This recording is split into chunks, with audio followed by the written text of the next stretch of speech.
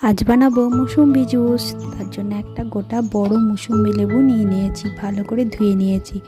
তারপর এইভাবে 2 পিস করে কেটে আবারও সেই 1 পিস থেকে আবারও 2 পিস করে কেটে নিয়ে বীজগুলো বাদ দিয়ে এইভাবে একটা মিক্সিং জারে লেবুর ভেতরের কোয়াগুলো কেটে নিয়েছি। এবার 2 থেকে 3 বার বউ করে ঘুরিয়ে নিয়ে জুসটাকে বের করে নিতে হবে।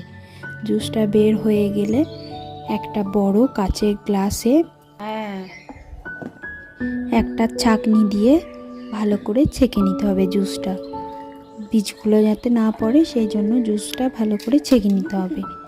দিয়ে দিতে হবে ঠান্ডা জল, আর দিতে হবে সামান্য বিট নুন, আর 1 চামচ চিনি, আর কয়েক টুকরো বরফ দিয়ে ভালো করে মিশিয়ে নিলেই তৈরি আমাদের মুসুম্বি জুস।